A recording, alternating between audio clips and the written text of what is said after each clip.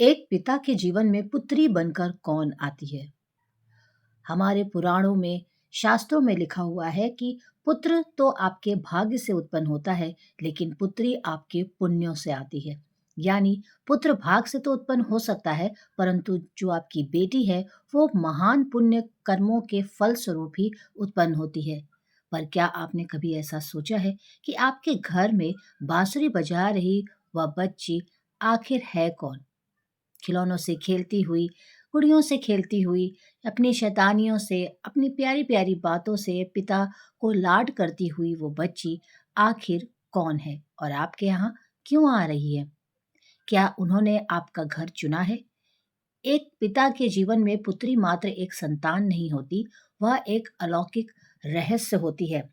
समाज में यह सर्वमान्य धारणा है कि बेटी ही आने वाली पीढ़ी की संपत्ति होती है।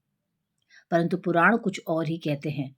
बेटी वह शक्ति है जो पिता के वंश के 7 कुलों को बचा सकती है।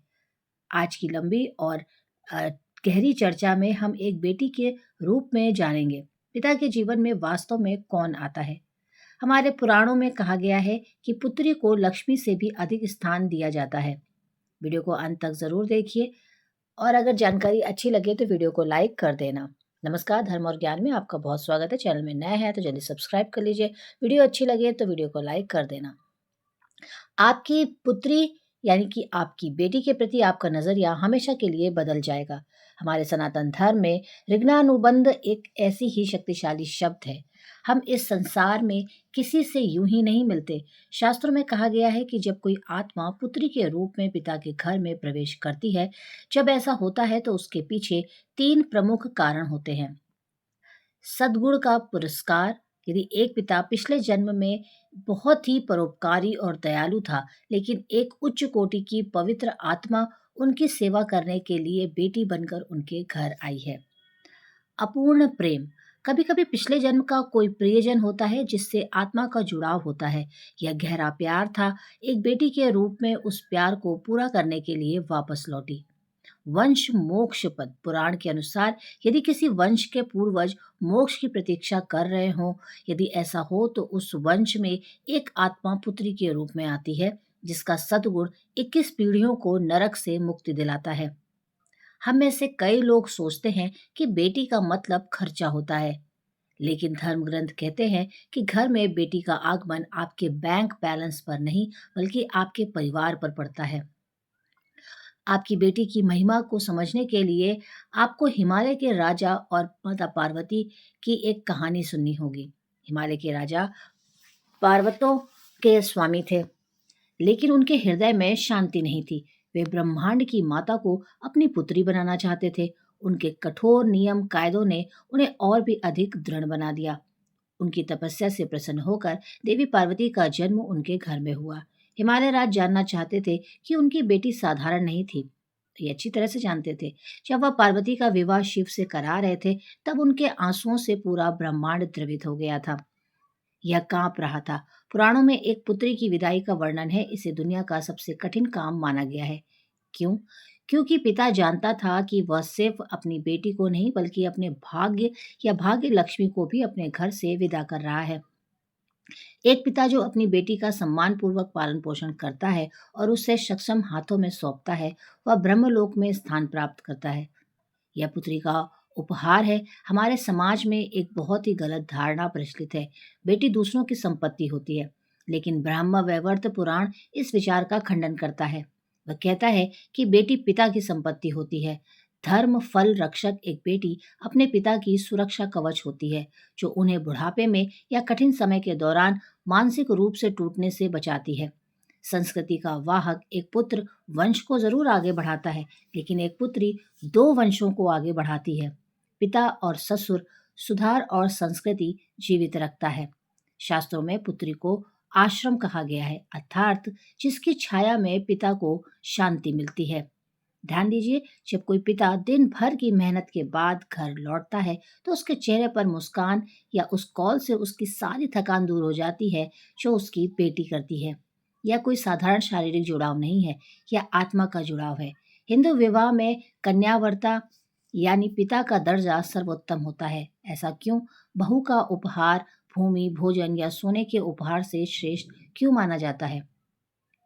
गरुड़ पुराण की माने तो जब कोई पिता अपनी सुसंस्कृत पुत्री का विवाह किसी गुणी पति से करता है तो वह न केवल एक संतान का त्याग करता है बल्कि अपने जीवन में अर्जित सभी भ्रमों और अहंकार का भी त्याग करता है। यह बलिदान कोई तुलना नहीं है। ऐसा कहा जाता है कि बहू को सौंपते समय पिता द्वारा पढ़े जाने वाले मंत्र उसके पूर्वजों को प्रसन्न करते हैं और उन्हें स्वर्ग में उच्च स्थान प्राप्त होता है। जिसके पास पुत्री नहीं होती वे इस परम सद्गुण से वंचित रह जाते हैं।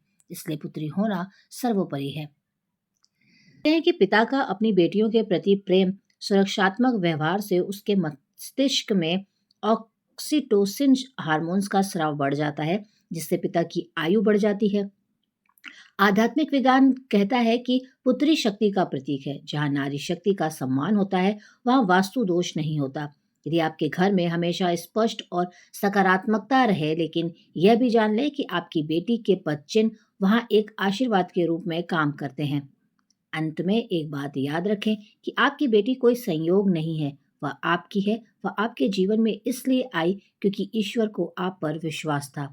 उन्हें पता था कि वो बेटी आपके घर में पूरी तरीके से खुश रहेगी, सुखी रहेगी। आप उसका लालन पालन बहुत ही ज्यादा प्यार से करेंगे। वह आपके घर में इसलिए आई क्योंकि आपके वंश में मौजूद किसी अपूर्ण गुण से उसे ऐसा करने के लिए प्रेरित किया गया। जब वह मुस्कुराती है तो आप जान जाएंगे कि देवी लक्ष्मी आपसे प्रसन्न है और जब वो रोती है तो आप जान जाएंगे कि आप खुश हैं नहीं है। भाग्य उससे मुंह मोड़ रहा है। आदर करो, प्रेम नहीं। उसे शिक्षित करो, उसे साहसी बनाओ और उसे यह एहसास दिलाओ कि वह तुम्हारे जीवन का सबसे बड़ा गौरव है। बेटी ईश्वर का वो अनमोल तोहफा है जो एक पिता को मिलता है। आप एक पिता होने के नाते अपनी बेटी को सिर्फ नाजों से पालो जरूर, लेकिन उसे लक्ष्मी के साथ साथ दुर्गा काली की भी शिक्षा आपको ही देनी है।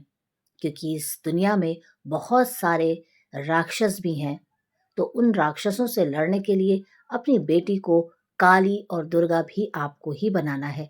उसे ये एहसास दिलाना है उसकी शक्ति असीमित है।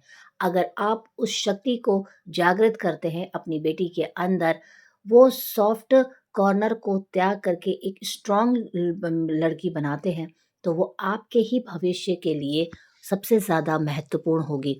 वो आपका भी ध्यान रख सकती है, साथ में अपने परिवार का भी ध्यान रख सकती है, अपने बच्चों का भी ध्यान रख सकती है और साथ ही साथ समाज का भी ध्यान रख सकती है। तो बेटी बहुत अनमोल है, चाहे आपकी एक बेटी हो, चाहे 2 हो, चाहे 3 हो। उनका ख्याल, उनकी इज़्ज़त, उनको प्यार हमेशा दीजिए। उम्मीद है वीडियो पसंद आई होगी। वीडियो पसंद आई हो तो लाइक कर देना, चैनल को सब्सक्राइब कर लेना। नेक्स्ट वीडियो में आपसे फिर मिलूँगी, तब तक के लिए नमस्कार।